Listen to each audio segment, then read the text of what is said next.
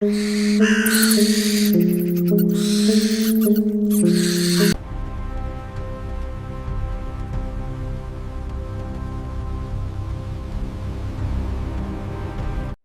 దురాశ వలన ఇద్దరు ప్రాణాలు కోల్పోయారు. ఈ నిజమైన కథ. మన పూర్వీకులు ఎప్పుడో చెప్పారు, దురాశ దుఃఖానికి చేటు అని. ఒకడు ఆశపడ్డాడు. ఆ ఒక్కడు ఆశపడ్డందుకు ఇద్దరి ప్రాణాలు అయితే పోయాయి. ఎందుకు, ఎలా పోయాయి ఈ కథలో తెలుసుకుందాం. అంతకన్నా ముందు మీరు కనుక మన ఛానల్ కి సబ్స్క్రైబ్ అవ్వకుంటే వెంటనే సబ్స్క్రైబ్ అవ్వండి. మర్చిపోకుండా ఈ వీడియో లాస్ట్ వరకు చూసి ఒక్క లైక్ చేయండి. ఇక వీడియోలోకి వెళ్దాం.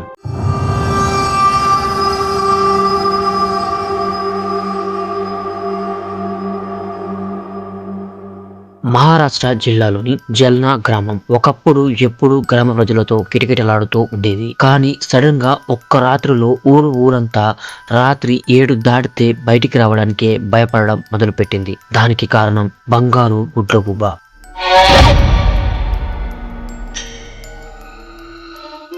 జల్నా గ్రామం చుట్టూ చెరుకు తోటలు, మామిడి తోటలతో పచ్చగా ఉండేది. ఒకరోజు రాత్రి కొంతమంది ఒక్క దగ్గర కూర్చొని మాట్లాడుకుంటూ ఉండగా అందులో ఒకరు పాత బన్వారా భవనం గురించి మాట్లాడాడు. అలా మాట్లాడుతూ రాత్రిపూట దాని తలుపులు అవే తెచ్చుకుంటాయని, మరియు నూనె దీపాలు ఎవ్వరూ వెలిగించకుండానే వాటంతట అవే వెలిగి మినుకుమంటాయని అన్నాడు. దీంతో ఎవ్వరూ అటువైపు వెళ్ళడానికి సాహసం చేయలేదు. అలా మాట్లాడుతూనే ఎవ్వరికీ తెలియని ఒక రహస్యాన్ని అతను వివరించాడు. ఆ ఇంట్లో తూర్పున ఒక గుడ్లగూబ ఉందని, ఆ గుడ్లగూబ ఎవరి దగ్గర ఉన్న అదృష్టం వారిని వర్తిస్తుందని ఎంతో ఇష్టంగా ఆ గుడ్లగూబను 19వ శతాబ్దపు జమీందారు రూపొందించారని, ఆ విషయం మా తాత నాకు చెప్పారని అన్నాడు. బంగారు గుడ్లగూబ అని అనగానే అందరికీ మనసు పుట్టింది. కానీ ఆ ఇంట్లో శపించబడిన గదులు ఉండడం కారణంగా ఆ ఇంటి లోపలికి వెళ్ళడానికి ఎవ్వరూ సాహసం చేయలేదు. అది ఆ నోట ఈ నోట పడి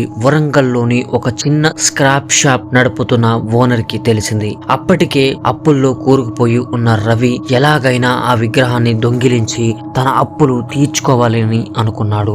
రవి చేసిన మొదటి తప్పు ఆలోచన అదే. అతడి ఒక్కడి దురాశ అతనితో పాటు ఇద్దరిని బలి తీసుకుంది. ఈ విషయం మొదట రవి తన భార్యకు చెప్తే వద్దు అంది. ఆ తరువాత అప్పులు తీర్చాలి అనే ఉద్దేశంతో ఓకే అంది. రవి ఒక్కడే కానీ ఎలా వెళ్ళాలి అని ఆలోచనలో పడ్డాడు. ఇంతలో అతని స్నేహితుడు సుక్కు గుర్తుకు రావడంతో అతనితో కలిసి రవి జల్నాకు బయలుదేరాడు. రాత్రి 12 గంటల సమయానికి రవి జల్నా గ్రామానికి చేరుకున్నాడు. గ్రామానికి చేరుకున్న తరువాత రవి ఆ ఇంటి గురించి క్షుణ్ణంగా తెలుసుకుని ఎక్కడ ఏ దారులు ఉన్నాయో తిరిగి చూశాడు. ఆ ఇంట్లోకి వెళ్ళడానికి ఒక రాత్రి ప్లాన్ చేశారు ఇద్దరు. రవికి ఆ ఇంటి చుట్టూ ఉన్న కథల గురించి ముందే తెలుసు, కానీ సుక్కుకు మాత్రం చెప్పలేదు. చెప్తే రాడేమో అన్న అనుమానంతో అతనికి చెప్పలేదు. ఆ రోజు అమావాస్య.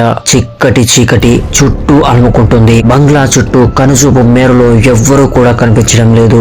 సమయం 12 దాటింది. అదే అదునుగా రవి ఇంకా సుక్కు లోపలికి వెళ్లారు. డోర్లు నెమ్మదిగా తెరవడానికి ట్రై చేశారు, కానీ చాలా రోజుల నుండి ఎవ్వరూ తెరవకుండా ఉండడంతో పెద్ద శబ్దం చేస్తూ డోర్లు తెచ్చుకున్నాయి. డోర్లు ఓపెన్ చేసి రవి ఆ ఇంట్లోకి వెళ్ళాడు. రవి వెనకాలే సుక్కు వెళ్ళాడు. లోపలికి ఇద్దరు వెళ్ళగానే డోర్లు వాటంతట అవే మూసుకున్నాయి. సుక్కు భయపడి డోర్లను తెరవడానికి ట్రై చేశాడు, కానీ అవి తెరుచుకోలేదు. కొద్దిసేపు తారసపడిన తర్వాత రవి వదిలేరా అన్నాడు. అనేసి రవి ఆ ఇంట్లో తూర్పు వైపు నడవడం మొదలు పెట్టాడు. కొద్ది దూరం నడిచాక అక్కడ ఎదురుగా పెద్ద రెక్కలు, పెద్ద కాళ్ళతో రారా అన్నట్టు భయంకరంగా చూస్తున్న ఒక విగ్రహం కనిపించింది. ఆ విగ్రహాన్ని ఒక సంచిలో మలుచుకొని రవి హాల్ వైపు రావడం మొదలు పెట్టాడు. అంతలో ఉన్నట్టుండి ఒక్కసారిగా గుడ్లగూబ అరుపులు గట్టిగా వినిపించసాగాయి. ఆ అరుపులు రవికి భయం వేసిన ధైర్యం తెచ్చుకొని హాలులోకి వస్తూ ఉన్న సమయంలో పక్షి ఈకలు కాలుతున్న వాసన రవికి వచ్చింది. వెంటనే సుక్కుని పిలిచాడు. సుక్కు రవిని చూసి ఆ భయానికి గుండె శబ్దం ఆ హాలులో రీసౌండ్ వస్తోంది. ఇంతలో రవిపై ఒక గుడ్లగూబ రెక్కల నీడ పడింది. ఆ గది అంతా ఒక్కసారిగా బంగారంతో మెరిసింది. నా బొమ్మ నాకు ఇస్తావా చస్తావా అని గట్టిగా పదే అరుస్తున్నట్టు వినపడుతోంది. సుక్కుకి ఇంకా భయం ఎక్కువ అవుతోంది. రేయ్, ఆ బొమ్మ అక్కడ పడేరా ఇక్కడి నుండి వెళ్ళిపోదాం పదరా అంటూ గట్టిగా అరవసాగాడు సుక్కు. కానీ రవి మాత్రం అదేది పట్టించుకోకుండా ఎగ్జిట్ వెతకసాగాడు. ఆ గుడ్లగూబ రవి వైపు బలంగా దూసుకువస్తోంది. సుక్కుకు ఏం చెయ్యాలో అర్థం కాక రవి చేతిలో ఉన్న బొమ్మని లాక్కోబోయాడు. కానీ రవి బలంగా సుక్కుని తోయడంతో వెళ్లి శపించబడిన గదుల్లో పడ్డాడు. ఆ తర్వాత గదులు వెంటనే మూసుకుపోయాయి. రవి తన ఫ్రెండ్ గురించి ఆలోచించకుండా కిటికీలోంచి దూకి బయటపడ్డాడు. సూర్యుడు అప్పటికి ఉదయిస్తున్నాడు. కానీ బన్వారా భవనం ఒక రాత్రిలో 100 సంవత్సరాలు పాతదిగా ఉన్నట్టు కనిపించింది. రవి వెళ్లిపోయాడు. సుక్కు మాత్రం శాపగ్రస్తమైన మందిరాల వలయంలో తప్పిపోయాడు. ఇంటికి తిరిగి వచ్చిన రవి గుడ్లగూబను ఒక ట్రంక్ లో బంధించి దానిని అమ్ముతానని ప్రతిజ్ఞ చేశాడు. కానీ ఆ రోజు రాత్రి రవి భార్య రక్తం కక్కుకొని చనిపోయింది. అంతేకాకుండా పక్షులు అతని ఇంటి దగ్గరకు కూడా రాలేదు. ప్రతి రాత్రి రవి ఇంటిపై పక్షులు రెక్కలతో కొట్టడం, తలుపు వద్ద గోకడం, స్క్రాపింగ్ లాంటి శబ్దాలతో నిండిపోయేది. ప్రతిరోజు రవి మంచం మీద నల్లటి ఈకలు, తాగే నీటిలో బంగారు ధూళిని మరియు రాత్రిపూట అతని ఆహారం కుళ్ళిపోయినట్లుగా ఉండేది. అలా 6 రోజులు గడిచిపోయాయి. 7వ రోజు రాత్రి రవి కలలో ఆ బంగారు గుడ్లగూబ ఎగిరిపోయినట్టు కనిపించింది. దీంతో రవి ఒక్కసారిగా ఉలిక్కిపడి లేచి ఆ ట్రంక్ పెట్టెను తెరిచి చూశాడు. కానీ అక్కడ ఆ బంగారు గుడ్లగూబ విగ్రహం కనిపించలేదు. దాని స్థానంలో ఒకే ఒక్క ఈక, స్వచ్ఛమైన బంగారం మరియు ఒక చెక్కపై రాసిన సందేశం ఉంది. ఆ సందేశంలో ఇలా రాసి ఉంది: దురాశ రాత్రి